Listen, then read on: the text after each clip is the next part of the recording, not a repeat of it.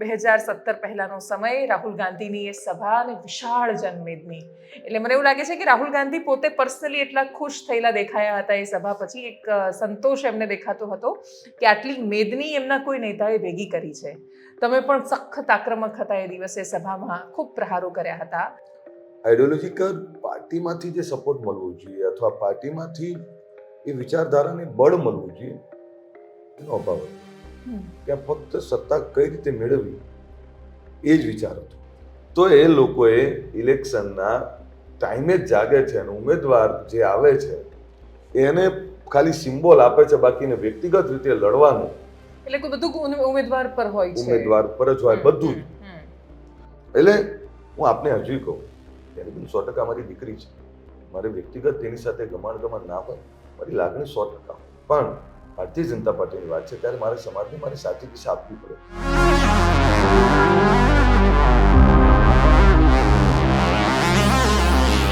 પ્રધાનમંત્રી બનાસકાંઠામાં બોલે છે, આણંદમાં બોલે છે, સાબરકાંઠામાં બોલે છે, જામનગરમાં બોલે છે, ક્યાંય પણ બોલે છે. ચૂંટણી તો પાકિસ્તાન પર લડી રહ્યા છો તમે. કોંગ્રેસ આવશે તો તમારી ભેંસ લઈ લેશે, કોંગ્રેસ આવશે તો તમારી જમીન લઈ લેશે. ચૂંટણી આના પર લડો. કે ભારતીય જનતા પાર્ટીને મત આપવાના 100 કારણો હું આપી શકું. કોંગ્રેસને મત આપવાનો કોઈ એક કારણ મને આપો કે કોંગ્રેસ આવેલા આ થાય એવું મને કોઈ એક કારણ આપો. સાચું કહું, તમે વિચારવું પડી જશે, નહીં જવાબ આપી શકાય. એનું કારણ છે કોંગ્રેસનો ભ્રષ્ટાચાર જોયો છે. કોંગ્રેસના નેતાઓ મજબૂત થયા, કોંગ્રેસના નેતાઓ જોડે કરોડો અબજો રૂપિયા છે, તો આ પૈસા ક્યાંથી આવ્યા? હું તો એમના ભ્રષ્ટાચારના કારણે. સાહેબનો કહેવાનો મતલબ એ હતો કોંગ્રેસ આવશે તો તમારો મોનો કોળીઓ પણ છીનવી લેશે. એટલે કોંગ્રેસ ના છોડવાનું, એટલે કોંગ્રેસ છોડવાનું બેઝિકલી એક કારણ એ પણ છે કે કોંગ્રેસ જીતવા જ નથી માંગતી, એટલા માટે એવું થાય કે અહીંયા કોઈ ભવિષ્ય નથી. એટલે તમને કહું, કોંગ્રેસ સરકારમાં આવી હોત 17 માં તો. કોંગ્રેસ જીતવા માંગતી નથી એ તો વાત સાચી, કોંગ્રેસના નેતાઓને જીતવામાં રસ નથી. બેન, છેલ્લા 25 વર્ષમાં કોંગ્રેસે પોતે વ્યક્તિગત કોઈ આંદોલન કર્યું હોય એવું મને નથી લાગતું. બીજું આપને કહું, જેટલા પણ એજિટેશન થયા, આંદોલન થયા, સામાજિક, પોલિટિકલ, જે કર્યું, તો એ બધામાં કોંગ્રેસે સસ્તો ફાયદો લેવાનો પ્રયત્ન કર્યો. એમણે એના વિચાર્યું કે મારી જવાબદારી છે આ લોકો સાથે ઊભું રહેવું, નામના પ્રશ્નો માટે લડવું.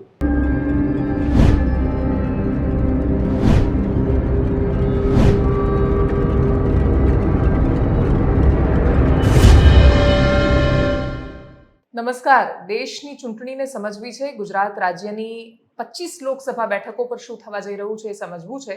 પણ ગુજરાત રાજ્યના માનચિત્ર પર, નકશા પર જ્યારે રાજ્યને સમજવાની કોશિશ કરીએ તો એવું લાગે કે મધ્યથી ઉત્તર ગુજરાતનો આખો પટ્ટો છે, ત્યાં તો કોની સરકાર બનશે, કોણ જીતશે, કોણ હારશે, એ બધા સમીકરણો એક કમ્યુનિટીના હાથમાં છે. અને એટલા જ માટે ભારતીય જનતા પાર્ટીની રાજનીતિ સમજવી હોય તો એટલું સમજાયું કે એક પછી એક જાતિના જે નેતાઓ હતા એ બધાને ઊંચા કરીને એમણે પોતાની સાથે લઈ લીધા. ત્યાં ગયા પછી શું પરિવર્તન છે, ચૂંટણી એક્ઝેક્ટલી કયા મુદ્દાઓ પર લડાઈ રહી છે, ભારતીય જનતા પાર્ટીને શું અપેક્ષા છે, બધું જ સમજીશું. આપણી સાથે ભારતીય જનતા પાર્ટીના નેતા અલ્પેશ ઠાકોર છે, ગાંધીનગર દક્ષિણના ધારાસભ્ય પણ છે. ખૂબ સ્વાગત છે આપનું અલ્પેશભાઈ. અને હું જ્યારે પણ તમારી સાથે વાત કરવાની શરૂઆત કરું, મને સૌથી પહેલું એ દ્રશ્ય યાદ આવે 2017 પહેલાનો સમય, રાહુલ ગાંધીની એ સભા અને વિશાળ જનમેદની. એટલે મને એવું લાગે છે કે રાહુલ ગાંધી પોતે પર્સનલી એટલા ખુશ થયેલા દેખાયા હતા એ સભા પછી. એક સંતોષ એમને દેખાતો હતો કે આટલી મેદની એમના કોઈ નેતાએ ભેગી કરી છે. તમે પણ સખત આક્રમક હતા એ દિવસે સભામાં, ખૂબ પ્રહારો કર્યા હતા. એના પછી મતદાન પર પણ એની ડેફિનેટલી અસર દેખાઈ. ભલભલા દિગ્ગજો ઉત્તર ગુજરાતમાં ઘરે બેઠા અને ચારે તરફી જે પરિણામ આવ્યા. ગેનીબેન ઠાકોરને પણ પહેલીવાર ત્યારે રાજનીતિમાં એમનો ઉદય થતા જોયો. તમારા જેટલા સાથી ધારાસભ્યો હતા બધા ચૂંટાઈને આવ્યા. અને હવે હું જ્યારે 2024માં એ વાત કરી રહી છું તો એ મેદની તમારી સાથે છે કે કેમ? એ મેદની ક્યાં જઈ રહી છે? દેવાંશીબેન, મૂળ જો લોકોની જરૂરિયાતો જે છે એ જરૂરિયાત પ્રમાણેની રાજનીતિ હોય છે. એક સમાજ જે સમાજમાં વર્ષોથી વિકાસ માટે ઝઝૂમતો સમાજ છે, ગરીબી, આર્થિક સંકળામણ, શિક્ષણનો અભાવ અને વ્યસનોના કારણે સમાજે ખૂબ ભોગવ્યું. એટલે એક સામાજિક મુહિમ સાથેની મારી આ લડાઈ ચાલુ થઈ. રાજનીતિ પણ મેં સાચું કહું ને ઈમાનદારીથી તો આ ગરીબ લોકો માટે કંઈક સરકારમાં બેસીને કરી શકું, આ એના માટેની એક પસંદગી મારી છે. કોઈ એવું કહે કે તો પહેલા તો મેં સંઘર્ષનો રસ્તો જ પસંદ કર્યો હતો. પણ બહુ ઓનેસ્ટીથી કહું કે જે લોકો માટે, જે ગરીબ લોકો માટે જે સંઘર્ષનો રસ્તો પસંદ કર્યો, આઈડિયોલોજીકલ પાર્ટીમાંથી જે સપોર્ટ મળવો જોઈએ અથવા પાર્ટીમાંથી એ વિચારધારાને બળ મળવું જોઈએ એનો અભાવ હતો. ત્યાં ફક્ત સત્તા કઈ રીતે મેળવવી એ જ વિચાર હતો. મેં વારંવાર કહ્યું કે તમે આ લોકો જે ગરીબ વંચિતો તમને મદદ કરી રહ્યા છે, જે તમારા મતદારો છે, આના માટે લડો તો ખરા. ફક્ત ચૂંટણી આવે એટલે એમને ભાષણ કરવા ના જાઓ. સતત નિરંતર એ લોકોની વચ્ચે રહો, એની સમસ્યાઓને વાચા આપવા માટે એની વચ્ચે રહો, ત્યાં રહો એની જોડે, અને એની જે લીડરશિપ છે એને ફ્રીડમ સાથે બહાર મોકલો, એની લીડરશિપને થોડી અપ કરો. અનેક એવી બાબતો હતી. પણ સાચું કહું નહીં, વિધાનસભાના ફ્લોર ઉપર જ્યારે હું ગયો ત્યારે ત્યાં કંઈ જ નહોતું. એ એકબીજાના વ્યક્તિગત ગમાણગમા, વ્યક્તિગત હિસાબો સેટ કરવા, લોકો માટે એકવાર વિધાનસભામાં બોલી નાખ્યું એવું માને કહો મેં ખૂબ મોટું ભલું કરી દીધું, મેં વિધાનસભાના ફ્લોર ઉપર આ બોલી નાખ્યું. એ સિવાય બીજું કંઈ નહીં. પ્રતિપક્ષની જવાબદારી શું છે કે જે ગુજરાતમાં અથવા દેશમાં ક્યાંય પણ નાનો મોટો અન્યાય થતો હોય, ક્યાંક કોઈ વર્ગ પ્રજાનો પીડામાં હોય, ક્યાંક કોઈને કોઈ અન્યાય થઈ રહ્યો હોય, એને જે અધિકાર અથવા એના જે લાભો મળવા જોઈએ ના મળતા હોય, તો એના માટે એને અવાજ ઉઠાવવો. એના માટે એને તો ખબર ના પડે તો એનો અવાજ બની અને એની જોડે જવું જોઈએ. જયંતીબેન, છેલ્લા 25 વર્ષમાં કોંગ્રેસે પોતે વ્યક્તિગત કોઈ આંદોલન કર્યું હોય એવું મને નથી લાગતું. બીજું આપને કહું, જેટલા પણ એજિટેશન થયા, આંદોલન થયા, સામાજિક, પોલિટિકલ, જે કંઈ, તો એ બધામાં કોંગ્રેસે સસ્તો ફાયદો લેવાનો જ પ્રયત્ન કર્યો. એમણે એના વિચાર્યું કે મારી જવાબદારી છે આ લોકો સાથે ઊભું રહેવું, નામના પ્રશ્નો માટે લડવું. કોઈ સોશિયલ લીડરે આંદોલન ઉપાડ્યું તો એને પાછળથી બેકઅપ મદદ કરી અને અથવા બેકઅપ કંઈક સપોર્ટ કરી એ કરી અને પછી એ આંદોલનનો લાભ લેવાનો પ્રયત્ન કર્યો. પણ એ ફાયદો ખાલી કોંગ્રેસને થયો કે નેતાઓને પણ થયો? પરસ્પર હતો એ ફાયદો. નેતાઓને થાય, નેતાઓને થાય, 100% નેતાઓને થાય. પણ જેણે ઊભું કર્યું છે તો તમે કેમ ના કરી શકો?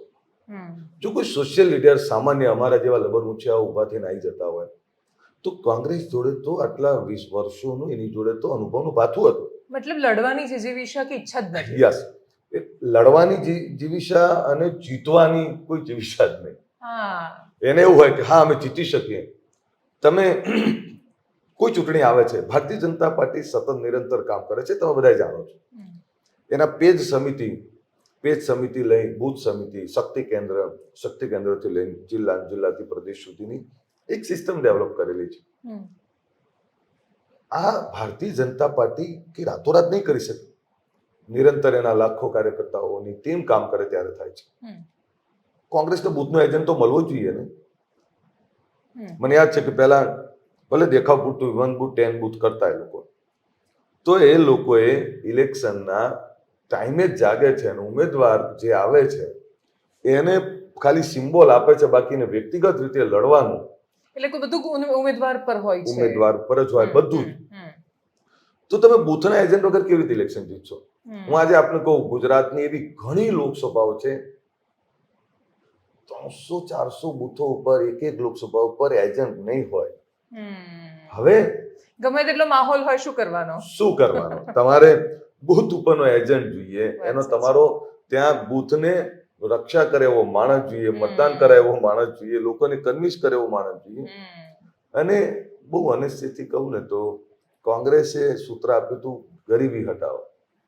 સાચું કહું, ગરીબોને ગરીબ જ રાખવાનું કામ કર્યું. કોંગ્રેસી આઈડિયોલોજીકલ જે લોકો છે, જે પરિવાર છે, જે સમાજો છે, મને દુઃખ થાય કે હજુ પણ એ લોકોને કોંગ્રેસ એવી મદદ નથી કરી શકી. નરેન્દ્રભાઈ આવ્યા પછી કેટલા ફાયદા થયા હું તમને એક એક બધા ગણાવીશું. પણ કોંગ્રેસે આઈડિયોલોજીકલ એમની સાથે ઉશ્કેરવા, તમારું આ અમીર લૂંટી ગયો છે, તમારું આ કોઈ જાતિ લૂંટી ગઈ છે, આ સિવાય બીજું કંઈ ના બતાવ્યું. એને એ ના બતાવ્યું કે આ પૈસાવાળો થયો છે તો એ કઈ રીતે થયો છે, એને કેટલી મહેનત કરી છે, કેટલી ઈમાનદારીથી આગળ આવ્યો છે. જો હું માનું છું કોઈ પણ માણસ પૈસાવાળો થતો હોય તો એમાં 2 કારણ હોય છે. એક તો એનો અથાગ પરિશ્રમ અને સૌથી મોટી એની ઈમાનદારી. પૈસાવાળો છો એટલે ચોર છે, આ માનસિકતા લોકોએ કાઢવાની જરૂર છે, શીખવાની જરૂર છે કે પૈસાવાળો થયો છે. તમે પણ ઇન્સ્પાયર થાઓ ને, તમે કમાઓ ને મહેનત કરો. પણ કોંગ્રેસે એવું જ બતાવ્યું, આ તમારું લૂંટી રહ્યો છે, આ કરી રહ્યો. એને એના બતાવ્યું કે એને શું, એના માટે આ શું કરવા માંગે છે. આજની ચૂંટણીમાં પણ તમે કોંગ્રેસને પૂછો કે તમે આ લોકો માટે શું કરવા માંગો છો, એમની જોડે જવાબ નથી. એટલે મારો આમાં એક કાઉન્ટર પ્રશ્ન છે કે ઉદાહરણ તરીકે કોઈ પણ આદિવાસી વિસ્તારમાં જાઓ અને એમને પૂછો કે ભાઈ અમરસિંહ ચૌધરી તમારા મુખ્યમંત્રી રહ્યા તો કે સોનાના નળિયા થોડા થઈ ગયા, તો એમનો જવાબ હોય કે ના, સોનાના નળિયા નથી થયા, પણ એમના સમયમાં અમને જળનું મળ્યું, જમીનનો ઘણા બધા લાભ મળ્યા, એમની પાસે ગણાવવા માટે ઘણું બધું છે. આખા ઉત્તર ગુજરાતમાં ચારેય બાજુ ઠાકોર રાજ છે. ધારાસભ્યો કોંગ્રેસમાંથી આવ્યા હોય કે ભાજપમાંથી, જ્યાં જ્યાં વસ્તી છે ત્યાં ઠાકોર ધારાસભ્ય જ ચૂંટાય છે. એકતા પણ ખાસી બધી છે સમાજમાં સરખામણીએ જોવા જઈએ તો. એમનું શું કલ્યાણ થયું? હું એ જ કહું દેવાંશીબેન, તમે જે કહ્યું કે અમરસિંહભાઈ આવ્યા ત્યારે એ નોકરીઓની બાબત, જળની બાબતમાં ઘણી બધી જવાબ આપી શકે.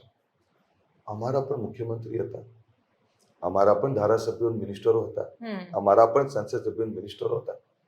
આ ગાંધીનગર અને અમદાવાદ જેવા મહાનગરમાં આજે પણ અમારી શૈક્ષણિક વ્યવસ્થા, શૈક્ષણિક ભવન નથી. જે યોગ્ય ગુણવત્તાનું શૈક્ષણિક ભવન હોય, જ્યાં હજારો દીકરા દીકરી ભણી શકે. માફ કરશો, જ્યારે સરદાર ભવન જઉં છું ને, જ્યારે માં ઉમિયાના ધામ જઉં છું ને, તો મારા અંદરથી આત્મા ડંક મારે છે ને જીવ બળે છે કે મારું કંઈ નથી. જેમ મારા રવારી સમાજનું કેટલું અતિ ભવ્ય સરસ વૈષ્ણોદેવી બન્યું છે મારી વિધાનસભામાં. આ બધી સંસ્થાઓ મારી વિધાનસભામાં છે. એ જોઉં તો પણ મને આનંદ થાય. વિશ્વકર્મા ભવન જોયેલું તો મને ભૂખ આ છે દેવાંશીબેન કે જે નથી થયું, ફક્ત ખોખલી રાજનીતિ થઈ છે. આ સમાજને એ નથી બતાવ્યું કે તને શું આપવાનું. આ સમાજને એ જ બતાવ્યું કે ભાઈ કાઢો પેલી કાટ ખાયેલી તલવારો, પણ એ કોની સામે કાઢવી છે મને હજુ સુધી જવાબ નહીં મળ્યો. એને ઉશ્કેરે, આ લઈ જાય તારું, પણ કોણ લઈ જાય છે? બીજા સમાજોથી વિમુક્ત કરવાની એક ભાષણો, એવી જ વિચારધારા ઊભી થઈ. મેં હંમેશા હું કહું, એકલો સમાજ, એકલો વ્યક્તિ થાકી જશે. મેં એમને દિશા આપી વ્યસન મુક્તિની, મેં એમને દિશા આપી શિક્ષણની, મેં એમને દિશા આપી રોજગારની, મેં એમને દિશા આપી. દેવાંશીબેન, હું એટલો મોટો પૈસાવાળો નથી કે હું આમને ઘરે ઘરે સુખી કરી શકું. વિચાર સિવાય મારી જોડે કંઈ નહોતું, પણ એ વિચાર એવા આપ્યા કે સમાજમાં ખૂબ મોટી વ્યસન મુક્તિ આવી, સમાજમાં ખૂબ મોટી શિક્ષણની જાગૃતિ આવી, સમાજમાં રોજગારી વધી છે આજે. અને અત્યાર સુધીમાં જે રાજનીતિ થઈ, તો મને ઘણીવાર એવું થાય કે મારી જોડે સત્તા નથી, પણ જે લોકો જોડે સત્તા હતી એકેને એવું ના થયું કે લાવા ગાંધીનગર અને અમદાવાદ 70% જમીનો ઠાકોરોની હતી. આજે પણ છે. આજે તો મારી વિધાનસભામાં ગ્રામ્ય વિસ્તારમાં 50%થી વધારે જમીનો ઠાકોરોની છે. પણ એ વખતે કોઈને એવો વિચાર ના આવ્યો કે લાવો 2-5-10 વીઘામાં ઠાકોર સમાજની સારી શૈક્ષણિક સંસ્થા બનાવીએ, જ્યાં પહેલા ધોરણથી લઈને ડિગ્રી સુધીની યોગ્ય ગુણવત્તાવાળું શિક્ષણ આપીએ. અમારી કમનસીબી જુઓ, કહીએ છીએ કે ગુજરાતની સૌથી મોટી આબાદીવાળો સમાજ, આજે એક IAS IPS નથી. મારી ભૂખ આ છે કે મને મારી દીકરી DSP કે કલેક્ટર બને સલામ મારવા જવું છે, મને મારો દીકરો DSP કે કલેક્ટર બને તો એના વેઇટિંગ રૂમમાં બેસવા જવું છે. પણ બને ક્યારે? મેં ભૂખ જગાડી તો કેટલાક લોકો ખોખલી રાજનીતિ કરનારા મારા પગ ઢીલા કરવાનો પ્રયત્ન કરે. એટલે અત્યાર સુધીમાં રાજનીતિથી અમને મળ્યું હોય ઉશ્કેરાટ, આવેગ, અને જે એક સમય તમે પણ આપ્યો ને. હું એ જ કહું છું. તો એક વર્ષમાં મેં જે કોંગ્રેસમાં જોયું, મને એવું લાગ્યું કે આ નહીં મળે આ લોકોને. મારું લક્ષ્ય તો આજે ક્લિયર છે, ગરીબો વંચિતો માટે. અને એમાં જે ઠાકોર કોમ્યુનિટી છે એની સાથે જોડાયેલા નાના નાના સમાજો છે. ઠીક, બક્ષીપંચ સમાજની, ઠાકોર સમાજની એક સારામાં સારી અહીંયા સ્કૂલ, કોલેજ, યુનિવર્સિટી બને, અને માટે સરકાર જોડે જગ્યાએ માગી લીધી છે. અને કદાચ 6 મહિનામાં એનું ભૂમિપૂજન પણ કરવાનો મોકો મળી જશે મને. અને ખૂબ સારી જગ્યા માગી છે. ગાંધીનગરમાં 2 જગ્યાએ માગી. એક જગ્યા આખી એવી છે કે જ્યાં દીકરીઓ માટેની ભણવાની વ્યવસ્થા કરવી છે. ત્યાં બીજું કઈ નહીં, 200-500 છોકરીઓ નહીં, 2-5 હજાર દીકરીઓ ભણી શકે. યુનિવર્સિટી જ્યાં બીજી જગ્યા માગી છે ત્યાં 15-20 હજાર, 25 હજાર દીકરા દીકરીઓ ભણી શકે એવી અદ્યતન મોટી સંસ્થા બનાવી છે. ખાલી સમાજને બતાવવું છે કે એના માટે નહીં, આને શું આપી શકાય, આનાથી જ એનો ઉદ્ધાર થશે. જો એટલું જ તમને ચોક્કસ કહું, દેશ આઝાદ થયો, દરેક સમાજે પોતપોતાની પરંપરાગત વ્યવસાયો અને શિક્ષણ અપનાવી લીધા.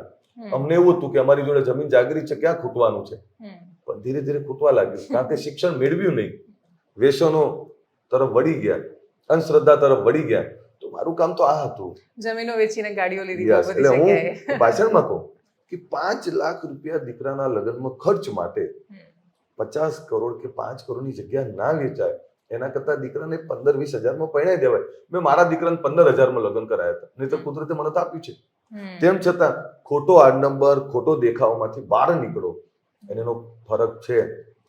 આજે હું આપને કહું, છેલ્લા 10 વર્ષમાં મારા દીકરા દીકરીઓ, હું ઓફિશિયલ નહીં કહી શકું, 15-20 હજાર દીકરા દીકરીઓ સરકારી નોકરીમાં આવ્યા છે છેલ્લા 10 વર્ષમાં. પોતાની મહેનતે? પોતાની મહેનત. ઓકે, તમે કહ્યું કે એનો જસ અમે ના લઈ શકીએ, પણ હા, એનો જસ અમે લઈ શકીએ કે એમ જાગૃતિ ફેલાય. ઓકે, મા બાપને અમે એ કહ્યું કે દીકરા દીકરી ભણાવવા, ભણેલો દીકરો દીકરી તમારું ઘર પણ સુધારશે. મહેનત તો એને કરવાની હતી, પણ વિચાર તો આપ્યા ને મેં. એક વ્યસન ના કરીશ ને તો તારું પરિવારને તું દુઃખી થઈશ, વહેલી ઉંમરે મરી જઈશ. ઓકે, તો વિચાર તો આપ્યા ને મેં. વિચાર આપવાનું કામ અમારું હતું. પૈસા તો અમે, પણ એટલું તમને કહું, સરકારી ભરતી હોય ને તો જગ્યાએ જગ્યાએ રહેવા જમવાના કેમ્પ અમારા જ હોય. પ્રી ભરતી તાલીમ સેન્ટર અમારા જ ચાલતા હોય કે એને જેટલું બને એટલું અમારાથી યોગ્ય મદદ થઈ શકે. એટલે એમાં એટલું ચોક્કસ કહું કે 10 વર્ષ પહેલા કેટલી સરકારી નોકરીઓ તો જૂથ શોધવી પડતી. અત્યારે અમારે સરકારી નોકરી શોધવી હોય તો ખૂબ મોટા પ્રમાણમાં આવ્યું છે, પણ આ ક્લાસ 1-2 વાળા નથી. ક્લાસ 2 વાળા ઘણા ઓછા છે, ક્લાસ 3-4 છે. મારી કલ્પના છે ક્લાસ 1માં પણ હોય. અને દરેક સમાજો આગળ આવ્યા છે. દરેક સમાજોએ પોતાની મહેનતથી આગળ આવ્યા છે. એના જે નેતાઓ છે એમણે એ પેઢી માટે કંઈક કર્યું છે. જો કોઈ કહેતું હોય ને, નવા કોઈ આવી અને એવું કે આમને શું કર્યું, મને પણ અધિકાર નથી. જે લોકોએ વર્ષોથી સેવા કરી છે એનું કંઈક ને કંઈક તો યોગદાન છે, અને એનાથી જ આગળ આવ્યા છે. અને શિક્ષણ ઉપર કોઈનો ઇજારો નથી. હું વિચાર આપું, એનામાં સ્કિલ, ભણવાની તાકાત તો એનામાં જ જોઈએ. એટલે એમ ઘણો બધો બદલાવ આવ્યો છે, પણ હું એવું માનું છું કે આ સમાજ જાગ્યો છે. હવે બેક ટુ પોલિટિક્સ, તમારા માટે અત્યારે શેનું મહત્વ વધી જાય છે, રાજનીતિમાં પક્ષનું કે સમાજનું? આ પ્રશ્ન બહુ બધાને સામે આવ્યો આ વખતે. તમને કહું, જો 100% જે સમાજમાં આવું છું એ સમાજને મારે સાચી દિશા તો બતાવવી પડે. અત્યાર સુધી ઠાકોર સમાજને તરસ ખૂબ લાગી તો એને કોઈએ કૂવાની દિશા ના બતાવી, એને રણની દિશા બતાવી. 27 વર્ષથી ભારતીય જનતા પાર્ટીનું શાસન છે તો એના કંઈક તો કારણો છે. એનું ફાઉન્ડેશન એટલું કારણ નથી. એને જે કામો કર્યા છે એના બહુ મોટા કારણો છે. ધારો કે જે સમાજો સક્ષમ થયા એમને પણ રાજ્ય સરકારોમાં બેઠેલા એમના નેતાઓએ ખૂબ મદદ કરી અને સમાજોમાં ખૂબ આગળ આવ્યા છે. એમ મારા માટે રાજનીતિ અને સમાજ બંને પેરેલલ છે. એમાં પહેલું સમાજ છે. હું આજે તમને કહું, મારી પહેલી પ્રાયોરિટી સમાજ છે, અને સમાજમાં આ લોકો માટે કંઈક સારું કરી શકું એના માટે મેં કહ્યું કે મારી શૈક્ષણિક ભૂખ જ છે. શૈક્ષણિક ભૂખ છે, રોજગારની ભૂખ છે. એમને સાચું હશે તો હું જઈને કહીશ આ ખોટી દિશા છે, આ દિશામાં ના દોડો તમે. નહીં તો પછી બનાસકાંઠામાં જે જંગ થઈ રહ્યો છે, બનાસકાંઠા લોકસભામાં મુખ્ય આધાર ચૂંટણીનો જાતિ છે. બંને બાજુથી મુખ્ય આધાર જાતિ છે. કોઈ ગમે તે કે આખું વાતાવરણ ત્યાં બનાસકાંઠામાં કાસ્ટ બેઝ વોટિંગ કરાવવાનું થઈ રહ્યું છે. તમે ઠાકોર સમાજની સાથે કે ભારતીય જનતા પાર્ટીની સાથે? બહુ સારો સવાલ છે દેવાંશુબેન. 2017માં કોંગ્રેસથી નારાજ થઈ અને એક જ વર્ષમાં હું આંખ ખુલી ગઈ હતી મારી કે કોંગ્રેસ જે આઈડિયોલોજીની વાત કરે છે આઈડિયોલોજી ઉપર નથી ચાલતી ને, એ ગરીબ લોકો માટે કામ પણ નથી કરતી. હું નારાજ થઈને ભારતીય જનતા પાર્ટી લડ્યો. બીજેપી લડ્યો ત્યારે બધાએ ટિકિટોમાં મદદથી લઈ, જીતાડવાની મદદથી લઈ, બધી જ મદદ મેં કરેલી. આ બધા જ મને એ વખતે હરાવાયા હતા. એ વખતે એમની પાર્ટી જોડે હતા એ બધા, અને એ પણ નક્કી હતું કે સરકારમાંથી સારી વ્યવસ્થાઓ પણ આપણા માટે આવશે. આ બધાએ દમ ખાઈને મને હરાવવાનો પ્રયત્ન કર્યો. મેં એવા પ્રયત્નો નથી કર્યા. મારી પાર્ટી સાથે 100% છું. આઈડિયોલોજીકલ લડાઈ છે. આ વ્યક્તિ સમાજની લડાઈ નથી, આ દેશની ચૂંટણી છે. અને દેશની ચૂંટણીમાં વ્યક્તિ અને જાતિ નથી. આ દેશના ભવિષ્યની ચૂંટણી છે. અને આનાથી કોઈ કે દેશની સરકાર નથી બદલાવાની, કારણ કે આખા દેશમાં માહોલ મોદીમય છે. રાજ્ય સરકાર નથી બદલાવાની, રાજ્ય સરકાર 4 વર્ષ રહેવાની છે. પરંતુ 7 તારીખે ચૂંટણી પૂરી થઈ જશે, પછી કોની જોડે જવાનું? એમ આપને કહું, જ્યારે હું લડતો હતો ત્યારે જાતિ નથી, તો બીજા લડતા હોય ત્યારે જાતિ ક્યાં આવે છે? અને હું તો લડતો હતો, વિધાનસભા લડતો હતો, પણ તમને એકલા કોંગ્રેસ વાળાએ થોડા હરાવ્યા, ભાજપ વાળા પણ તો હતા ના, હરાવવામાં. એવું કહેવું હોય તો બધું કહી શકાય, હમ, પણ આપને કહું, હું તો મારી હારનું ઠીકરું મારા ઉપર જ ફોડ્યું હતું મેં. ઓકે. ભાઈ મારી જવાબદારી છે. હમ, જીતનો જસ મને હોય તો હારનો અબજસ પણ મારો જ હોય. હમ, પણ તેમ છતાં અમારા કેટલાક નેતાઓએ ખોડો પાથરેલો કે આને પાડી દો. પેલો હમ. નથી કહેતા કે અભિમન્યુ પોતાનો જ દીકરો હતો, પણ કૌરવ પાંડ્યો તો એક જ ઘરના હતા. અભિમન્યુને 7 કોઠામાં ઘેરીને મારી નાખ્યો. મને પણ એ વખતે 100% મારી જ નાખ્યો હતો. અને મારી ભૂખ શું હતી? મારી ભૂખ તો એક જ હતી કે આ ગરીબ લોકો માટે કંઈક લઈ આવું, સરકારમાં બેસું તો આ લોકો માટે કંઈક કરું, અને જે દિવસે દેવાંશીબેન આ લોકોને કંઈક સારું અપાઈ દઈશ ને. રાજનીતિક જીવ એવો નથી હું કે મને પેલી ખંધી રાજનીતિ, કપટની રાજનીતિ એ મને નહીં ફાવતી. હું જે છું આ છું, સીધો સરળ છું. એ વખતે ખોડા પાથરેલા કે આને પાડી દો, પાડી પણ દીધું. શું મળ્યું? શું? જેના માટે એમને ખોડા પાથર્યા હતા એ જ વ્યક્તિ એમના પર આક્ષેપો કર્યા હતા કે આ લોકોએ મને આ કર્યું, તે કર્યું. એટલે હું આપને હજુ કહું, તેને બી 100% મારી દીકરી છે. મારે વ્યક્તિગત તેની સાથે ગમાણ ના હોય, મારી લાગણી 100% હોય. પણ ભારતીય જનતા પાર્ટીની વાત છે ત્યારે મારે સમાજને મારે સાચી દિશા આપવી પડે. એકલા સમાજથી ચૂંટણી નથી જીતાતી. 21 લાખ મતદારોમાં 4 લાખ ઠાકોર છે. કદાચ હું વધારે બોલું છું, પણ તો 4 લાખ ઠાકોર છે તો 17 લાખ જે મતદારો છે એનું શું? એ ક્યાં છે એ જોવું તો પડે ને. તો એમાં જ્યારે જોવા જાઓ ત્યારે હું આપને કહું કે ક્યાંય કંઈ નથી દેખાતું. અને જે આઈડિયોલોજીકલ જે સમાજો કોંગ્રેસ જોડે હતા એ પણ ભાજપ જોડે દેખાય છે. 100% સમાજની લાગણી હોય, સમાજની દીકરીઓ લાગણી હોય, પણ 7 તારીખ પછી ચૂંટણી પતી જશે અને માની લો એક તરફી મતદાન કરીને પરિણામ નથી મળ્યું, ત્યારે શું? પછી આપણે રોજ બરોજના જે કામો છે પાછળ કોની જોડે જવાનું, કોના પર અધિકાર કરવાનો? દરેક સમાજોમાં બેઠેલા નેતાઓ, ધારો ક્ષત્રિય સમાજનું આંદોલન થયું તો કેટલી શપથથી એમના સંકલન સમિતિએ શું કીધું કે ભાઈ અમારા જે આગેવાનો છે એ મજબૂર છે. મજબૂર કહીને એમને શપથથી એક બાજુ કરી દીધા. એમ અમારામાં શું થાય છે કે કંઈ પણ થાય તો પેલો નેતાને ટાર્ગેટ કરવાનો. એટલે જે નેતાને બનતા 10, 15, 20 વર્ષ થાય છે, જે નેતા ક્યારે બને છે કે એના કોક તો સારા કાર્યો છે ત્યારે જ નેતા બન્યો, અને એને પાડવા માટે બધા જ ભેગા થઈ જાય. હું હજુ પણ એ ભાવ, એ લેંગ્વેજ, એ ભાષા નથી વાપરી શકતો. કેમ?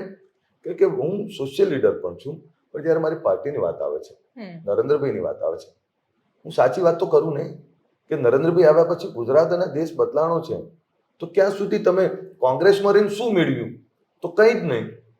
તમને એક કોંગ્રેસી વોટ બેંક બનાવી દીધી. એટલે કોંગ્રેસ ના છોડવાનું, એટલે કોંગ્રેસ છોડવાનું બેઝિકલી એક કારણ એ પણ છે કે કોંગ્રેસ જીતવા જ નથી માંગતી, એટલા માટે એવું થાય કે અહીંયા કોઈ ભવિષ્ય નથી. એટલે તમને કહું, કોંગ્રેસ સરકારમાં આવી હોત 17માં તો કોંગ્રેસ જીતવા માંગતી નથી એ તો વાત સાચી. કોંગ્રેસના નેતાઓને જીતવામાં રસ નથી. અને એવું છે કે બીજેપીમાં 10 જણા ટિકિટ, આમાં મારે તો 70 જણાએ ટિકિટ માંગી. ટિકિટ એકદમ મળી. 70 કોઈ આવે એ પહેલા તો ત્યાં પહેલા બેઠા હોય, ભાઈ તમને અભિનંદન. અહીંયા શું છે, 10 જણાએ ટિકિટ માંગી હોય, 9 જણા એકબીજાને ફોન કરે, આને પાડી દેવાનો છે આપણે, ત્યાં પાડી દેવાની રાજનીતિ છે, એકબીજાને જીતાડવાની રાજનીતિ. આ વખતે ભાજપમાં એવું નથી થઈ રહ્યું? સાબરકાંઠામાં જે થયું તમને લાગે એવું 100% એટલે લાગે છે કે પાર્ટી યુનાઇટેડ પાર્ટી છે. એટલે એમાં 1% પણ તમને ડકો આવે ને, એટલે નહીં કહેતા કે સફેદ ચોખામાં એક કાળો તલ આવી જાય ને તો એ દેખાય, એટલે દેખાય છે. અધરવાઇઝ એ જેટલા નારાજ હતા બધા જ કામે લાગી ગયા. છેલ્લે તો એ જઈને વોટ તો કમળને જ આપશે. આપણે કોઈ કોંગ્રેસ એને જીતવાની ઈચ્છા શક્તિ મરી પડવાની છે. બીજું લોકો માટે કામ, એ ભલે જીતવાની ઈચ્છા હોતોય વાંધો નહીં, લોકો માટે લડવાની, મરી મીટવાની ઈચ્છા એની મરી ગઈ છે. બીજું ગરીબો માટેની રાજનીતિ નથી. ગરીબ હોય એને પૂછવામાં આવે પૈસા ક્યાંથી લઈ, ચૂંટણીના ભાઈ ખર્ચા થાય, ટિકિટ ના મળે, વાતું છે ખાલી. ત્યાં એના કાર્યકર્તાઓનું સન્માન નથી. એ તો સતત તમે બૂથ ઉપર એક કાર્યકર્તા તો મળે કે ના મળે, એ શોધવાનો, બૂથ એજન્ટ શોધવાનો પ્રયત્ન. મેં તમને કહ્યું ના, બહુ સભાનતાથી કહું છું કે તમે ચેક કરજો, ગુજરાતની તમામ લોકસભાઓમાં, મોટાભાગની લોકસભામાં એવું છે કે 300-400 બૂથ ઉપર એજન્ટ નહીં હોય.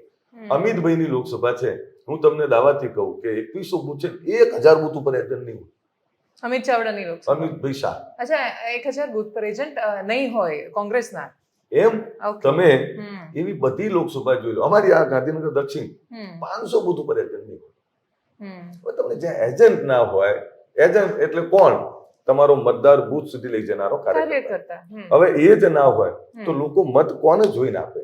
હમ. કોકને તો જોઈને આપે ને. તો એ એપ્રોચ પણ નથી થતો શહેરોમાં પણ, જેમ કે જ્યાં કોંગ્રેસ આ વખતે સ્ટ્રોંગ દેખાઈ રહી છે, આણંદ લોકસભા, ત્યાં પણ તો ક્ષત્રિય સમાજ આખો એક થયો છે, જબરદસ્ત એકતા દેખાઈ રહી છે, અને ત્યાં તો ખાલી 4 લાખ વોટ નથી, ત્યાં તો 9 લાખ વોટ છે. તો તમને નથી લાગતું કે આ બધી બેઠકો પર અસર થશે?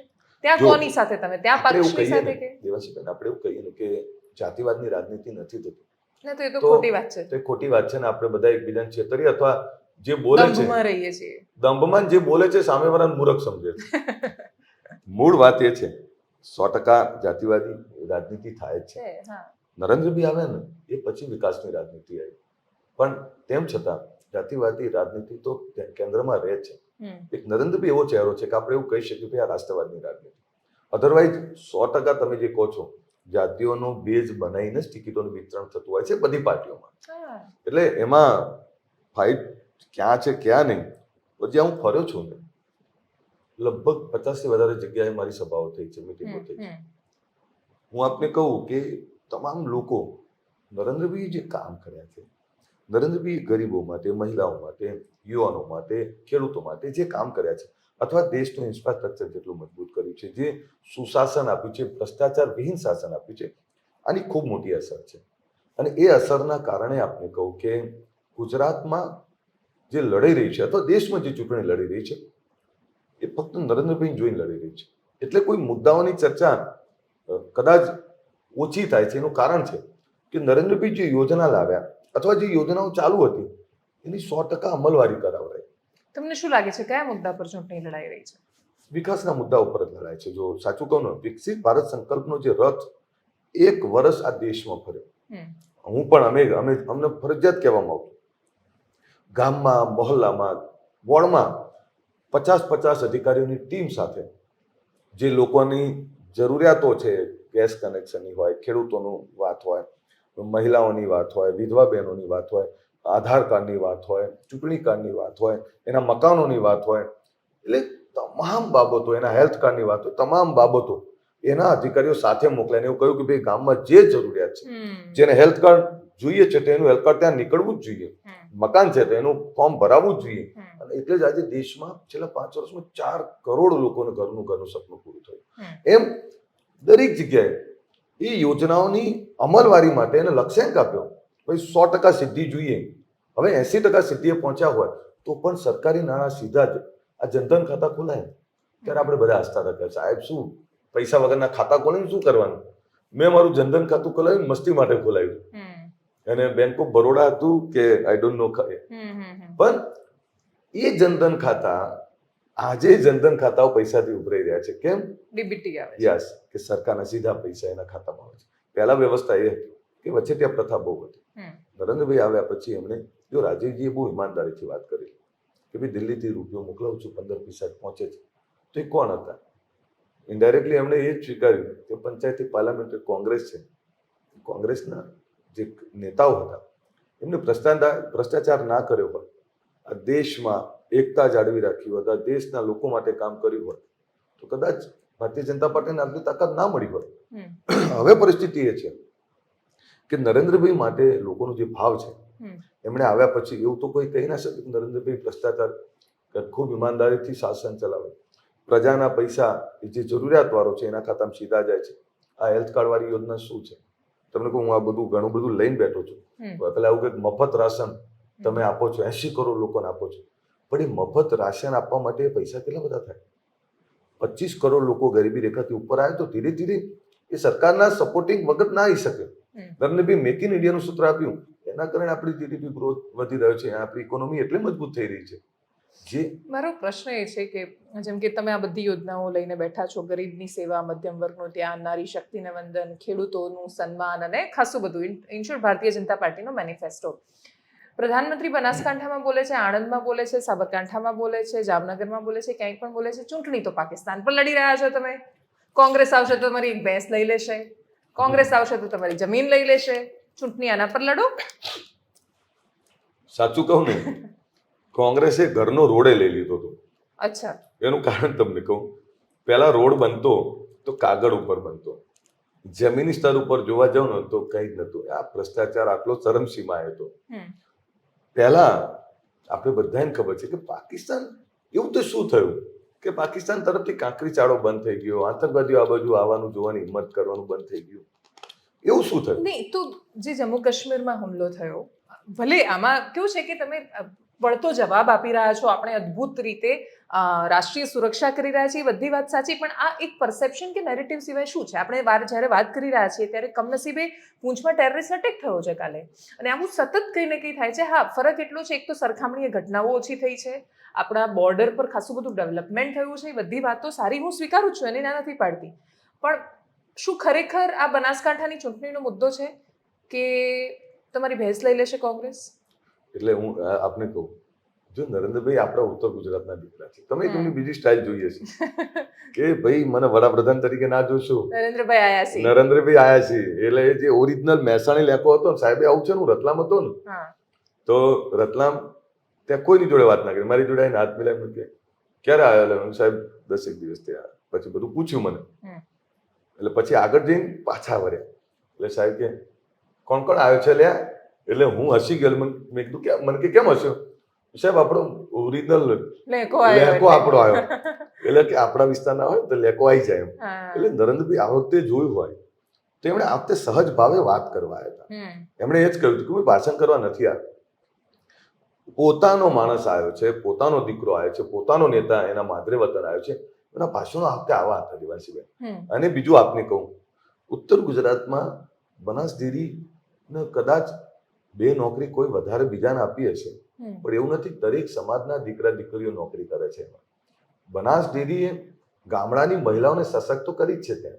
હા, તમે માની રહ્યા છો ને કે સારું કામ કર્યું છે બનાસ ડેરીએ? એ જ તમને કહું. ઓકે, તમે 25,000 કરોડનું ટર્નઓવર, એક ગામમાં 1-2 કરોડ રૂપિયા આવતા, એ કોણ લઈ જાય છે? મારા તમારા જેવા સીધું, ધારો કે તમે દૂધ ભરાવો છો તો એના મોબાઈલમાં મેસેજ આવે છે બેનના કે ભાઈ આટલું દૂધ ભરાણું, તારા પૈસામાં આટલા આવે છે. એનો મુદ્દો બનાવો મને થોડું યોગ્ય ના લાગ્યું, કારણ કે એ તો લોકોની રોજગારી સાથે જોડાયેલો મુદ્દો છે ને, લાખો લોકોની રોજગારી, 90 લાખ લીટર દૂધ બનાસ ડેરી પર આવે છે. બીજું સાહેબે જે વાત કરી કે કોંગ્રેસના ભ્રષ્ટાચારને યાદ કરવાની વાત કરી, 22 લાખ કરોડ રૂપિયાનું જે સ્કેમ હતું, કોંગ્રેસ એવું કહે છે કથિત સ્કેમ હતું, પણ એ સ્કેમ અત્યારે કેમ કથિત નથી આવતું? તો એ વખતે જે સ્કેમ કરે પૈસા કોના હતા? એ પ્રજાના હતા. જો આપણે બેન એ તો સ્વીકારવું જ પડે, કોંગ્રેસનો ભ્રષ્ટાચાર એને લઈ ડૂબ્યો. કોંગ્રેસના નેતાઓ મજબૂત થયા, કોંગ્રેસના નેતાઓ જોડે કરોડો અબજો રૂપિયા છે, તો આ પૈસા ક્યાંથી આવ્યા? મૂળ તો એમના ભ્રષ્ટાચારના કારણે. તો સાહેબનો કહેવાનો મતલબ એ હતો, કોંગ્રેસ આવશે તો તમારો મોનો કોળીઓ પણ છીનવી લેશે, એવા ભ્રષ્ટ લોકો છે. કોંગ્રેસ જોડે આઈડિયોલોજીકલ શું? કોંગ્રેસ આવે તો શું આપે? એનો જવાબ મેં બહુ બધાને પૂછ્યો, મારે તમને પૂછવો છે. હું મારી ભાષણમાં કહું છું, તમે કદાચ કઢાવજો કે ભારતીય જનતા પાર્ટીને મત આપવાના 100 કારણો હું આપી શકું, કોંગ્રેસને મત આપવાનો કોઈ એક કારણ મને આપો કે કોંગ્રેસ આવેલા આ થાય, એવું મને કોઈ એક કારણ આપે. સાચું કહું, તમે વિચારવા પડી જશો, નહીં જવાબ આપી શકાય. એનું કારણ છે કોંગ્રેસનો ભ્રષ્ટાચાર જોયો છે. કોંગ્રેસના સમયમાં ટેન્કરો અને માટલાઓ ફૂટતા જોયા છે, કોંગ્રેસના શાસનમાં રોડ રસ્તા ખસ્તા હાલ જોયા છે, કોંગ્રેસના શાસનમાં દુષ્કાળ જોયા છે અને ખેડૂતોની આત્મહત્યાઓ જોઈ છે, કોંગ્રેસના શાસનમાં આપણે ગુંડાગર્દી અને તોફાનો પણ જોયેલા છે. આ હકીકત છે, આ કોઈ બની બનાવેલી અલ્પેશ ઠાકોર કહે છે ભારતીય જનતા પાર્ટી છે કે એવું નહીં, આ રિયાલિટી છે. તો એ રિયાલિટી જે છે એ ગુજરાતે જોયું છે. આજે ગુજરાત તો એનું એ જ છે, તો ગુજરાતમાં તોફાનો બંધ થઈ ગયા, ગુંડાગર્દી, આ ચીટપુટ ગુંડાઓ હશે, પણ પહેલા તો ભાઈ લોકો હતા કે ત્યાં એને પૂછ્યા કર પત્તું ના હાલે. ખાસા વર્ષો થયા એ વાતને, વર્ષો થયા, પણ એ 25 વર્ષનો જસ અમે કેમ ના લઈએ? 70 વર્ષનું એમનું શાસન ને 25 વર્ષનું અમારું, તો 25 વર્ષમાં જે અમે બદલ્યું છે ગુજરાત, એનું જસ બેન અમે કેમ ના લઈએ? નહીં, એટલે કેશુબાપા આવ્યા ને જ્યારે પહેલી વાર, ત્યારે કેશુબાપાની સરકારના શરૂઆતના વર્ષોમાં જે બધા ગુંડાઓ ખતમ થઈ ગયા હતા, લતીફ ને સુરત વાળા ને વડોદરા વાળા, એવું નતું બેન. એ લતીફ તો શંકરસિંહ વાઘેલાના સમયમાં જ ખતમ થઈ પણ આપણે ગયો. કહું, તોફાનો બંધ થયા 2002 પછી, એક્શન ના રિએક્શન પછી, અને જે કંઈ થયું, કોમી સંહાર ક્યાંય પણ એ કોઈ પણ ધર્મનું, કોઈ પણ સમાજનો દીકરો કે મા બેન કે એનો યુવાન કે એનો વડીલ, એની હત્યાને ક્યારેય પ્રોત્સાહન ન હોય છે. હું બહુ સ્પષ્ટ, હું તો માનવતાવાદી માણસ છું, લોહી નીકળે તો હિન્દુની મોંમાંથી ચીખ નીકળી જાય, એટલે એ કામ નથી. પણ નરેન્દ્રભાઈ આવ્યા પછી એમણે ડેવલપમેન્ટની દિશા આપી કે આ લડાઈમાં કંઈ નથી ભાઈ, તારા ઘરનો રોટલો મજબૂત કર, સારા ધંધા રોજગાર કર, તારા દીકરા દીકરીને ભણાય. ગુજરાતને સુંદર અને સારું બનાવવાનું, વિકસિત બનાવવાનું કામ એ નરેન્દ્રભાઈએ કર્યું. એ તો માનવું જ પડે. અચ્છા, ઘણીવાર મને તમે કહ્યું ને એમ કે ખાસો સમય થયો, એનો મતલબ હું સમજુ. એટલે ઘણીવાર સવારે બધા મને એવું કે તમે યાર 25 વર્ષથી તમે બેઠા છો, તમે જૂનું શું કરવા યાદ કરો છો? તો 25 વર્ષનું એટલે યાદ કરું છું બેન કે 70 વર્ષનું જે શાસન હતું એ બદહાલ ગુજરાત, ભ્રષ્ટ નેતાઓનું, ભ્રષ્ટ અધિકારીઓનું ગુજરાત, ગુંડાઓના બાનમાં લીધેલું ગુજરાત, આએ દિન લોકોની યાતનાઓનું કોઈ પાર નહીં, અને એ પછી ખુશહાલ ગુજરાત અમે બનાવ્યું છે, તેનું જસ એ અમે કેમ ના લઈએ? નહીં, એટલે મને હજુ આમાં થોડું વધારે સ્પેસિફિક સમજવું છે. તમે કયા સમયગાળાને ગુજરાતનો આટલો બદહાલ કહી રહ્યા છો? 90 પહેલાનો આખો 90 પહેલાનો આખો એનું કારણ 60 થી 90 સુધીનો 30 વર્ષના શાસનને તો તમને એ જ કહું નહીં, આપણે ભગવાન જગન્નાથનો રથ રોકેલો અને ખેંચેલો જોયો છે. ભગવાન જગન્નાથના રથને બાનમાં લેવામાં આવતું. કોમી તોફાન ક્યારે થતા કે રથ નીકળવાનો હોય એટલે બધાને ખબર હોય બહાર ના નીકળતા, તોફાન થવાનું છે. અમદાવાદ કોઈને આવું હોય તો ગામડેથી ફોન કરે, એટલે ભાઈ તોફાન તો નથી, કર્ફ્યુ છે કે નહીં, તોફાન છે કે નહીં. સ્ટેબિંગ કદાચ છોકરાઓને નહીં ખબર, એવું કેમિકલ લગાવી દેવામાં આવતું ને મારે ને એટલે એને તો ખબર જ ના પડે. બાજુવાળો કે લોહી સનું નીકળ્યું ત્યાં સુધી તો એનું ઘણું બધું, અને તે મેડિકલ વ્યવસ્થાઓ એવી નથી કે જેનાથી તરત એને સારવાર મળે. એક એવું ગુજરાત હતું જ્યાં હેલ્થની સેવાઓ રિયલમાં કથળેલી હતી. સરકારી દવાખાનાની કોઈ જ ઠેકાણા નહોતા. રોડ રસ્તા મહેસાણાથી અમદાવાદ આવો તો 5-5, 10 કલાક થઈ જતા. ઘણીવાર ટ્રાફિક જામ થઈ જાય. સિંગલ પટ્ટી રોડ, એ રસ્તાઓ જોયેલા છે. લોકો ઉનાળો આવે એટલે નેતાઓ મીટિંગ કરવા ના જાય, માટલા ફૂટે કે પીવાનું પાણીનો પ્રશ્ન છે કે નહીં આવું ચેક કરે. એટલે ભાઈ આના કુવામાં પાણી છે કે નહીં, કુવામાં ખૂટ્યું હોય ને તો મેં જોયેલું છે મારા ગામડે જો મારા કાકી મારા દાદી રાતે 3 વાગે કુવામાંથી પાણી ખેંચતા. એ તો અમદાવાદ જિલ્લામાં છે મારું ગામ. તો આવી પરિસ્થિતિમાં જ્યાં પીવાના પાણીના પ્રશ્નો હતા, સિંચાઈનું તો ભૂલી જ જાઓ, અતિવૃષ્ટિ થાય કે દુષ્કાળ પડે, આ જ પરિસ્થિતિ હતી. એટલે ખેડૂતની આવક કઈ જબરી નથી. એ પહેલા સૌરાષ્ટ્રના ઘણા એવા જિલ્લાઓ હતા જ્યાં એવું કે ભાઈ તમારી કાયદોની વ્યવસ્થાની હદ પૂરી થાય છે, એ વ્યવસ્થા પણ જોયેલી છે. પોલિટિકલ ગુંડાઓ પણ લોકોએ જોયેલા છે. અને ભ્રષ્ટાચાર તો કેવો કે રોડ ચેક માંગવા જાઉં તો કે તમારો રોડ તો બની ગયો, કાગળ ઉપર 2 વાર બને, રિયલમાં જમીન પર નહીં. એટલે દેવાંશીબેન, ભ્રષ્ટાચાર ખૂબ હતો. નેતાઓનું અને ગુંડાઓના અધિકારીઓની મિલીભગતથી ભ્રષ્ટાચાર હતો. પીવાના પાણીના પ્રશ્નો બહુ હતા, હેલ્થની સેવાઓ બહુ કથળેલી હતી, શિક્ષાની વાત ના થઈ શકે, ત્યાં રોજગારની કોઈ કલ્પના જ ના કરી શકો, ઇન્ફ્રાસ્ટ્રક્ચર આખું કથળેલું હતું. કેશુબાપાનું આવી જ્યારે સરકાર ત્યારે એમને ગોકુળિયું ગામ યોજનાનું નામ આપ્યું. અને એ પછી વિકાસની રાજનીતિ એ પછી થવા લાગી, અને એ પછી નરેન્દ્રભાઈ આવ્યા પછી એને વેગ પકડ્યો. ગરીબ કલ્યાણ મેળા એ શરૂઆત નરેન્દ્રભાઈએ કરી. તમે જુઓ કચ્છને આટલું બેઠું ભારતીય જનતા પાર્ટીને, કચ્છ એટલે ગરીબોનો વિસ્તાર. કોઈ અધિકારી કર્મચારી બદલી થાય એટલે આખું પરિવાર રોતું હોય કે સજાના ભાગરૂપે મૂક્યા છે. આજે ગુજરાતમાં માં નર્મદા એનું કામ બહુ ઝડપથી કરાતા હોય. કેનાલો ખેતરે ખેતરે પહોંચી છે, કેનાલો તૂટતી હોય તો એ નાનું મોટું સ્વાભાવિક છે રહેતું હોય, પણ આટલું મોટું એક નેટવર્ક બનાવ્યું છે. એમાં નાની મોટી 2 જગ્યાએ કેનાલ તૂટે ને એમ કોઈ ભ્રષ્ટાચાર બહુ થાય છે. તો આ સગવડ જે વધી છે નહીં, 2 ટાઈમમાં, એટલે જેમ કે કેશુબાપાના સમયમાં જે તે સમય જ્યારે સનત મહેતાને બધા લડ્યા ને એ વખતે જે શરૂઆતમાં કેનાલનું નેટવર્કિંગ થયું, ત્યાં એક કેનાલમાં કશું જ નથી તૂટતું. હમણાં છેલ્લે જે કેનાલો બની છે આખો દિવસ તૂટી જાય છે. ભાઈ આયા ને એ પછી જ કેનાલનું નેટવર્ક વધ્યું. એ વધ્યું છે, એની નાની મેન કેનાલો હતી, પણ મેન કેનાલો પણ મને ખબર છે. આ બનાસકાંઠા પાટણ, એટલે હું કઈ રીતે આપને બીજું કહું, હું આ વિધાનસભા ધારાસભ્ય સુગડ કેનાલ હતી, અમે ક્રિકેટ રમતા હતા ત્યાં અંદર બની ને, તો એ તો નરેન્દ્રભાઈનું શાસન હતું. એટલે આપને કહું કે અહીંથી જ્યાં મેન કેનાલ જે ગઈ, અહીં જો કેનાલ અમે ક્રિકેટ રમ્યા હોય તો કેનાલ તો અહીંથી જ ગઈ છે, નરેન્દ્રભાઈના શાસનમાં બની. બીજું, બનાસની જમીન ઓછી છે, કાંઠાની જમીન છે, રણ કાંઠાની જગ્યા છે, પણ બનાસ અને કચ્છમાં પાણી પહોંચાડવું ને તો લાખો ગરીબોના આંખમાં આંસુ આવી ગયા હતા. ત્યારે આજે મેં રાધનપુરની રાજનીતિ, રણ વધી રહ્યું હતું આગળ, અને મેં રાધનપુરની રાજનીતિ કરી છે. ત્યાં આજે ખારેક, ત્યાંની બાગાયતી ખેતી, ત્યાંના જામફળ, ત્યાંના દાડમ થાય છે, એટલે ત્યાં તમે જુઓ ખેતી ખૂબ સરસ થાય છે. હવે તો આ કામ કોણે કર્યું? નરેન્દ્રભાઈ લડ્યા છે આના માટે. કોંગ્રેસી શાસનમાં એ દરવાજા નતા લગાવવા દેતા, કારણ કે એ ઊંચાઈના વચ્ચે તો પાણી નહોતું પહોંચ્યું. એમ નરેન્દ્રભાઈ આવ્યા પછી એમણે નર્મદાના માટે સુપેરે સરસ કામ ઝડપથી થાય એ કર્યું ને એના કારણે આજે આખું ગુજરાતનું ખેડૂત, એ ઉત્તર ગુજરાત હોય કે સૌરાષ્ટ્ર હોય, એના ખેડૂતોનો તો ખૂબ લાભ થયો છે અને એ બધા સુખી થયા છે, એની આવક વધી છે. બીજું આપને કહું કે જે લોકો વચેટિયાઓ પૈસા ખાઈ જતા, નરેન્દ્રભાઈએ સિસ્ટમ એવી ડેવલપ કરી કે સીધા એના ખાતામાં જાય. હવે એના ખાતામાં જાય પછી કોણ લઈ શકવાનું? પહેલા કેશનો વ્યવહાર હતો અને એના કારણે વચેટિયા પ્રથા હતી. ચેક આવે તો ચેક પેલો ઉપાડી અને આપે, હવે તો ખાતામાં જ આવે. જો નરેન્દ્રભાઈ આવ્યા પછી એમની ગુંડાગર્દી ખતમ થઈ ગઈ અને એમના શાસનમાં ગુંડાઓ બધા કેટલાક ઉપર જતા રહ્યા, કેટલાક જેલમાં ગયા અને કેટલાક ભક્ત બની ગયા. આ સિવાય કેટલાક ભક્ત બની ગયા. હા, એટલે એમાં કઈ પણ એ મંદિર આશ્રમોમાં એવા ભક્તો બની ગયા. એવા એટલે મેં એ પણ પાછું થોડુંક બીજા બધા, પણ ભાજપના ભક્તો કેમ ના હોય? જેને પાણી આપ્યું હોય, આદિવાસી બેન, જેને પાણી આપ્યું, જેને રસ્તા સારા આપ્યા, જેને સગવડો વધારી, જેને તમને સુશોભન વધારે કરી આપ્યું, તમને પ્રોટેક્શન આપ્યું, તો એના ભક્તો કેમ ના હોય? એના બ્લાઇન્ડ ભક્તો એવા છે. હું આપને કહું, 80 વર્ષના દાદાને ઉભા રાખજો, એ તો એવું જ કહેશે કે હા, અમે પહેલાનું જોયું છે, આ જવાની નહીં જોયું. પહેલાનું ગુજરાત ને અત્યારનું ગુજરાત બદલાયું, આ નરેન્દ્રભાઈએ બદલ્યું છે ને, એટલે અમે એના ભક્તો છીએ. હું આપને એક દાખલો આપું. અમારે અહીંયા શેરસા ગામ છે, ચૂંટણીમાં ગયો કે સ્વાભાવિક છે, ઉમેદવારનો તો બહુ ડર જ હોય, એટલે બધાના, એટલે ત્યાં 15-20 બહેનો ઊભી હતી, પાટીદાર બહેનો હતી. એટલે આમ મેં કીધું મારી વોટ આપજો. એટલે એક બાએ પૂછ્યું, વોટ તો આપવાના, પણ તે શંકાની નજરથી પૂછ્યું એવું લાગે મને. મેં કીધું ના મારી, પણ આપજો એમ.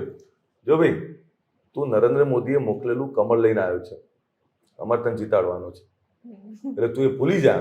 અમે નરેન્દ્ર મોદી અમારી બહેનોના, વિધવા બહેનોના, આ રિસલ કીધેલી, અમારી વિધવા માઓના ખાતામાં પૈસા ટાઈમસર આવી જાય છે, તો તું ચિંતા ના કર, અમે તારી ચિંતા કરીએ જ છીએ. અને ત્યાં કચકચાઈને મતદાન થયું. એમ દેવાંશીભાઈ, આ દેશમાં નરેન્દ્રભાઈ આવ્યા પછી મેક ઇન ઇન્ડિયાનું સૂત્ર જે એમણે આપ્યું, ઇન્ફ્રાસ્ટ્રક્ચર જે મજબૂત કર્યું, આનાથી કેટલી બધી રોજગારી જનરેટ થઈ. આપણે કહીએ છીએ પાકિસ્તાન આયે દિન કાંકરી ચાળકો, તો અત્યારે પાકિસ્તાનના યુટ્યુબર તમે જોતા જશો, મોદીના ભારતના વખાણો કેવા કરે છે, અને એવું કહે છે કે યાર આ ભારત છે. પહેલા ભારત એક ગરીબ ભારત તરીકે ઓળખાતું, આજે ડેવલપ ભારત તરીકે લોકો જોવે છે. તમે કહો, બે ધારાસભ્યો એકબીજાના વખાણ કરવામાં ખચકાટ થતો હોય. નરેન્દ્રભાઈ ઓસ્ટ્રેલિયા જાય અને તેના વડાપ્રધાન એવું કે મોદી બોસ, આખી નાની વાત નથી. આ દેશના વડાપ્રધાનનું સન્માન છે, ભારતનું સન્માન થાય છે. તમે આજે ભારતની ઇન્ટરનેશનલ ડિપ્લોમેટિક રિલેશનો ખૂબ મજબૂત થયા છે, અને આંતરિક સુરક્ષા પણ એમને મજબૂત. નક્સલવાદમાં પણ એ બહુ સ્ટ્રોંગ છે. નક્સલવાદમાં બહુ સારું છે, ઘટાડો છે. તો ચૂંટણી તો દેશની છે. આમાં કે પાણીના પ્રશ્નો લોકલ, મારા નળમાં પાણી નહીં આવતું એની ચૂંટણી નથી. આ ચૂંટણી છે, આ દેશની ચૂંટણી છે. વાત સાચી છે. અને દેશ, તમે વિચારો, મનમોહનસિંહજી તો બહુ સારા અર્થશાસ્ત્રી હતા, તેમ છતાં આપણી ઇકોનોમી 12મા નંબરે હતી, આજે 5મા નંબરે છે. 2027 સુધી હું દાવાથી કહું તમને 3જા નંબરે વિશ્વ હતો. અને નરેન્દ્રભાઈ એવું કહે છે કે 2048માં જ્યારે દેશ આઝાદીના 100 વર્ષ ઉજવતો હશે, ત્યારે હું તમને કહીને જઉં છું, કાલે હું હોઉં ના હોઉં, પણ આ ડોલર ને રૂપિયો અંફાવતો હશે એવું ભારત આપ્યું છે તમને. તો એને સપનું તો બતાવ્યું છે ને. સપને ઉन्हीं के सच होते हैं जिनके सपनों में जान होती है. જેને કંઈ કરવું જ નથી, જેમ હમણાં તમે કોંગ્રેસનો કોઈ જીવીસા જ નહીં બચી, લોકો માટે લડવું નથી, પોતાને જીતવું. અચ્છા, લોકો માટે ના લડત કઈ નહીં, પોતાને જીતવાની ભૂખ તો હોવી જોઈએ, એ પણ નથી. ઠીક છે, દેશના મુદ્દા ઉપર તો ઘણા બધા મનમાં સવાલ છે, પણ બધા સ્કીપ કરી રહી છું. છેલ્લો પ્રશ્ન, ગુજરાતમાં ઠાકોર સમાજ કઈ બાજુ જઈ રહ્યો છે, એ કહો મને. જો મતદાન થશે ત્યારે આ સવાલ બહુ અઘરો છે. સ્વાભાવિક છે કે તમારે જાતિગત રાજનીતિ તો નક્કી થતી જ હોય બધી, એટલે બહુ હોશિયાર સમાજ છે, વાસ્તવિકતા છે, એટલે બહુ હોશિયાર સમાજ છે. એનું પોતાનું ડેવલપમેન્ટ ક્યાં છે અને બદલાનો છે. 156 સીટો ઠાકોર સમાજ નહીં હોય એ વગર આવી નહીં હોય, કારણ કે ગુજરાતની સૌથી મોટી આબાદી ધરાવતો સમાજ છે. એટલે ઠાકોર સમાજે પોતાની દિશા નક્કી કરી દીધી છે. નરેન્દ્રભાઈએ જે કરેલા કામો છે, ભારતીય જનતા પાર્ટીની સરકારે જે કરેલા કામો છે, એ ખૂબ કામ કર્યા છે ને એમને પણ હવે વિકાસના રથની અંદર બેસવું છે. એમને પણ સરકારની જોડે રહી અને સરકારના લાભો, એના નફા લેવા છે. એને પણ સરકારની સાથે રહી અને એના છેવાડાના ગરીબ માણસોના હક અને અધિકાર લાવવા છે. ઠાકોર સમાજ શિક્ષિત થયો છે, સમજુ થયો છે, નિર્વ્યસની થઈ અને તમામ સમાજોની સાથે રહી અને પોતાની સાચી દિશા સમજતો થયો છે. એટલે હું ચોક્કસ આપને કહું કે જ્યારે કમળ ખીલતું હશે એમાં ઠાકોર સમાજ પણ હશે. બનાસકાંઠા આણંદની દિશા વર્તમાન સ્થિતિમાં તો એ નથી દેખાતી, પણ થેન્ક યુ સો મચ અલ્પેશભાઈ, તમે અમારી સાથે જોડાયા. Thank you. Thank you.